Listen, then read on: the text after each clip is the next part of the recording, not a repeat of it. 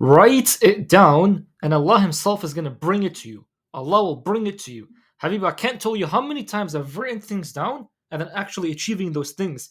The other day, actually, I was going back through my old journal because I used to write things down when I had nothing, right? I used to write things down. For example, I'm like, I'm so happy and grateful now that I'm making $10,000 a month. And not gonna lie, like I even forgot that I even wrote such a thing down. But few months after, I find myself in that same exact situation, making $10,000 a month. One of the things that I was also writing down, and I was like, I'm so happy and grateful now that I'm married to a specific person. And then few months after, the same exact thing is happening. It just left me thinking, I'm like, Habibi, I could have written down so many great things. Like I was thinking so small back then. But after learning exactly how and why Allah's gonna bring it to you after you write things down, I'm just like, bro, I should have written down literally everything that I've wanted, but not just everything that I've wanted, but also like 10 times more. So in this video, I'm basically going to be telling you how to write things down and how is it that like writing things down is going to help you achieve things from an Islamic perspective. Because most of the time you would see a bunch of videos, just like all these videos right here, that teach you how if you just write things down in the way that you've achieved it, then you're going to manifest everything that you've wanted. So I'm going to be telling to you how this happens from an Islamic point of view and how do you even do it? Like what are you supposed to even write? And how is it that Allah's going to basically accept your request? Now I'm not going to lie, Habibi, like this whole knowledge that I'm about to share with you right now, I got it from this guy right here. This guy's insane. I watched this whole hour and a half video and I'm like, there's so much beauty that we have in the Quran that I couldn't. I'm like, Habibi, I gotta share this stuff with you. But this guy's Arabic, so for those of you who know how to speak and learn or like understand Arabic, then you can go and watch it. But for those of you who don't know Arabic, just watch this video right here that I'm giving you right now. I'm talking about mine, by the way, not, not his. But anyway, so the very first thing I noticed is that Allah actually swore by the pen. If you look right here, it says Noon wal qalami wa ma yasturun.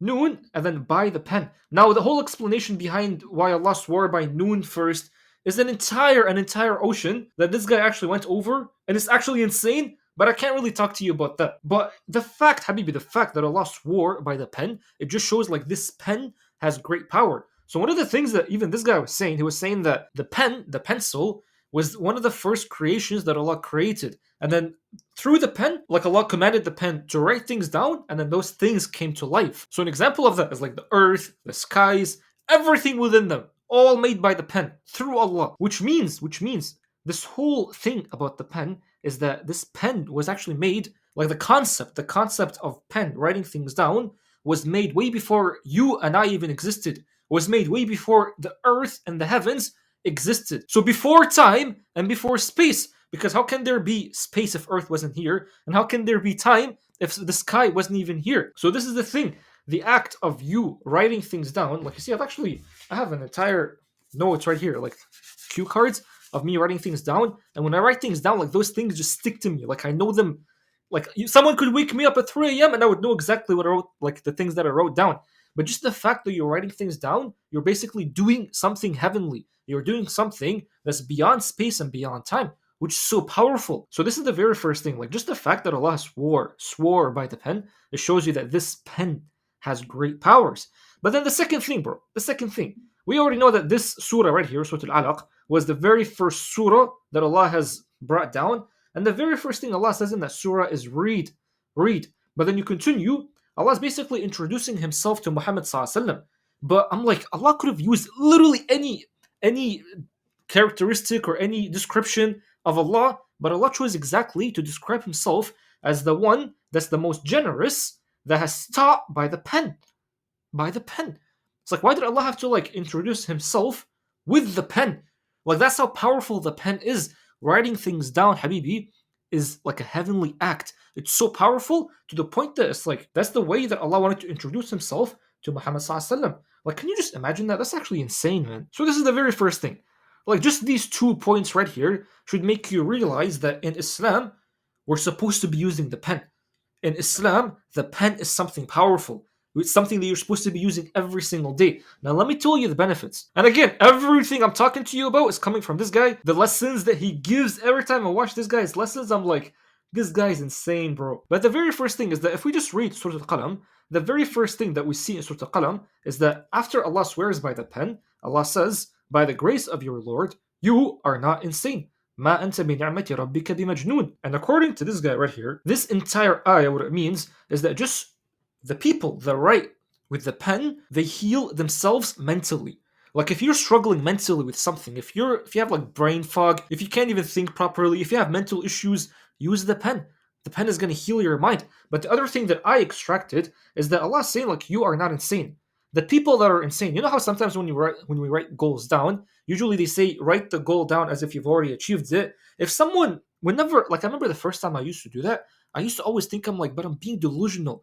I'm basically lying to myself. Like I'm living in a fantasy world.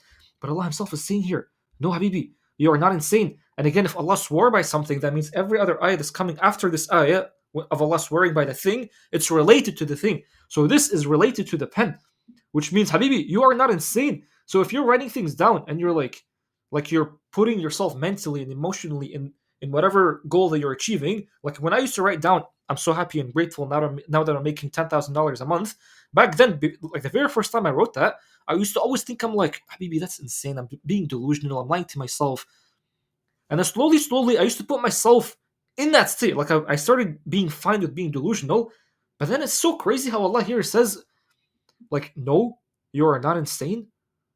I'm like, there's definitely a connection, Habibi. So understand that if you're writing things down and you're putting yourself emotionally in the goal, like you've already achieved it, just understand that is not insane. If anything, living in delusion land is actually more real than living in like real land. Because you do realize that, right? Like everything that you see on the outside, at some point it was imagined first and then it came out on the outside. So you have to imagine something first and then have that thing come out on the outside. Otherwise, you'll never see the thing actually outside. So this is the very first beautiful lesson that I learned.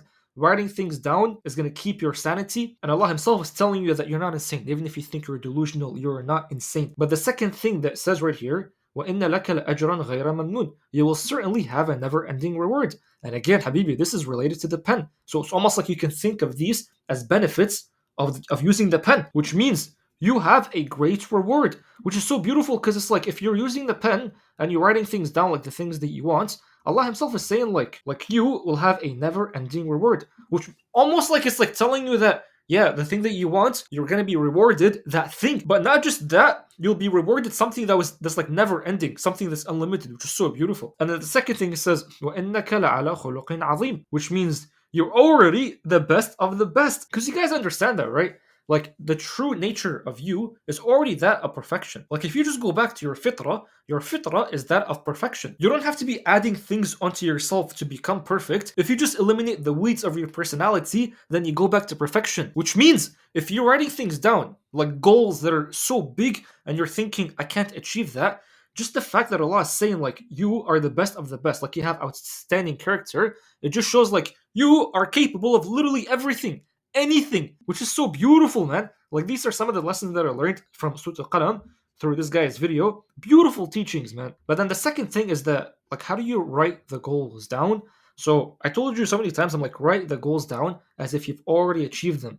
Which means if you want to make $10,000 a month, you don't say it's like I wish to make $10,000 a month. You say for something like I'm so grateful and happy now that I'm making $10,000 a month, or you say Alhamdulillah for making $10,000 a month. And it's best to do it right before you go to sleep, because as soon as you sleep, then they say it's like as soon as you sleep, the thing that you felt before you went to sleep is basically the thing that's going to start becoming reality after you wake up. So write the things down before you go to sleep, especially, and also after you wake up. Now the thing with this right here, when we're saying Alhamdulillah for the goal, some people are gonna come and they're gonna be like, but I'm saying Alhamdulillah for something that I don't even have. And who is saying I don't even have? It's your personality. And I just told you, if you go back to the fitrah has everything. Your innate, your default state already has everything because it came from Allah. But the personality is the one that's like we created. And because we created it, it's always going to be limited. Which means In reality, you already have everything you want. Everything you want is already here. It's just a matter of you imagining the thing first and then taking it out in real life. So it's almost like, think of it like every possibility exists, but it's up to you which one you imagine, and as a result, like see it in real life. So if you're saying Alhamdulillah for such a thing, understand that you already have everything. And the reason, by the way, why it's so important to say Alhamdulillah for this, this, and this, because being in a state of gratitude, it's almost like it's the signature of receiving.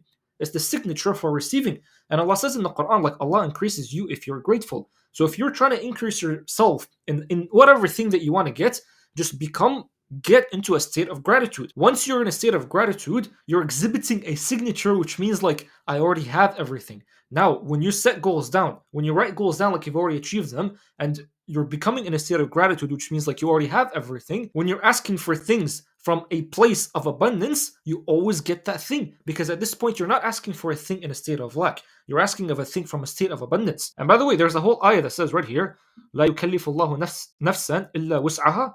Now, many people, when they read this ayah, they usually say it's like Allah is not going to burden a soul more than it can bear. So Allah is not going to give you like problems that you can't bear. That's not just what it means. The opposite is also true. Allah's not going to burden you with something that you can't handle. So for example, if you want like a crazy beautiful house, but you can't handle such a house, Allah will never give that to you. But then if you're always writing things down and you're imagining yourself like you've already achieved that thing, then mentally it's almost like you're leaving room. You're basically becoming more capable of handling that thing. And then once you're able to handle that thing mentally first, emotionally, then Allah's gonna basically give it to you because at this point you can handle it.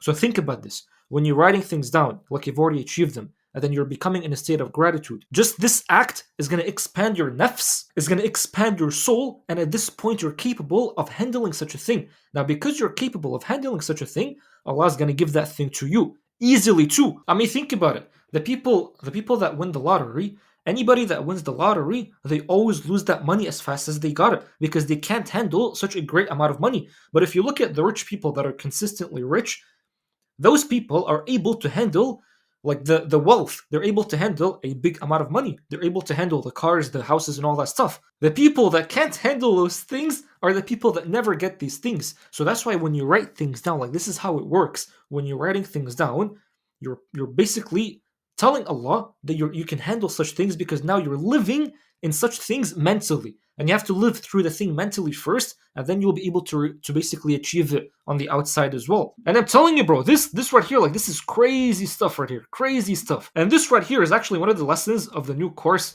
that I just launched. So if you look in the description, I made a whole video about ignored Quranic secrets that if you just do them, Allah's going to increase you in wealth. And then after this video, there's a whole course that you guys can basically get. And this right here is like one of the lessons that I explained in the course, but there's way more stuff that you can do. And then once you do them, just watch how Allah's going to give you so much like rizq in a way where you are going to be feeling like this whole thing is just effortless. Because at this point, again, it's not you that's doing it, it's Allah that's doing it. We just have to basically take those steps first of you planting those seeds and writing things down.